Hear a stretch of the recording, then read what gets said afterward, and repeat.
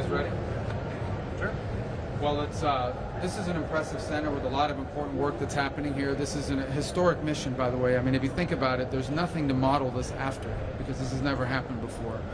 I think we have a lot to be proud of in the first 10 days, 11 days, 12 days of implementation, where we have faced real challenges along the way, including over the weekend, but also an exciting opportunity. So this will be the journey to sort of get through the 21 points of the plan, to get through all the things that we're trying to achieve is not going to be a linear journey. There's going to be ups and downs and twists and turns. But I think we have a lot of reason for healthy optimism about the progress that's being made. One of the reasons why I wanted to come today is sort of get a sense of the workflow, get a sense of the organization, and get a sense of the needs.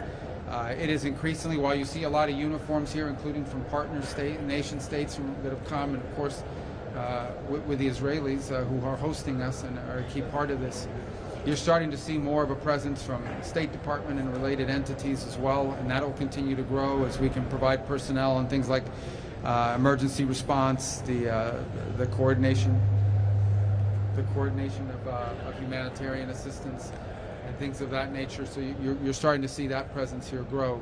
But a lot of good progress is being made on a number of fronts, and you can break this out in a number of ways. The first is the maintenance of the current ceasefire, of the current peace that we're confronting, and that involves two things. Number one, deconflicting from any flashpoints that may come up. We need to understand, the world needs to understand that on the other side of that yellow line there is still a terrorist group that remains armed, and we've seen them take actions against their own population.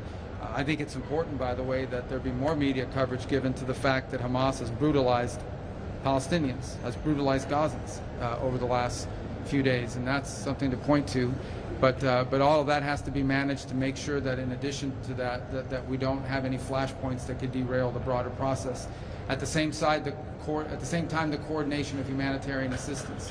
And there's humanitarian assistance that is now flowing into those places beyond the yellow line, but that involves coordinating with all of these different organizations from around the world, including international organizations and charity groups. That's a massive undertaking to coordinate all of that and that be distributed safely. That's just beyond the yellow line. Behind the yellow line, there's another effort going on in humanitarian assistance, which is even broader, because those areas are safe, those areas are secure.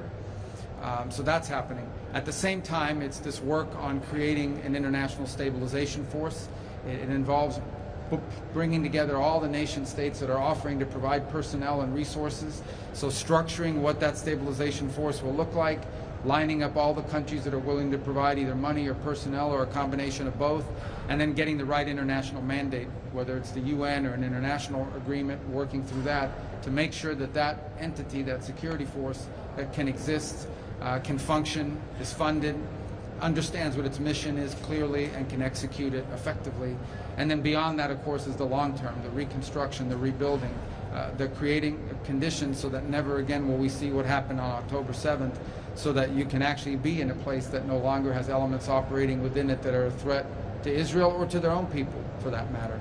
And of course, that's a longer term plan, and that's something that's also key to all of this. It's the goal we're all trying to get to.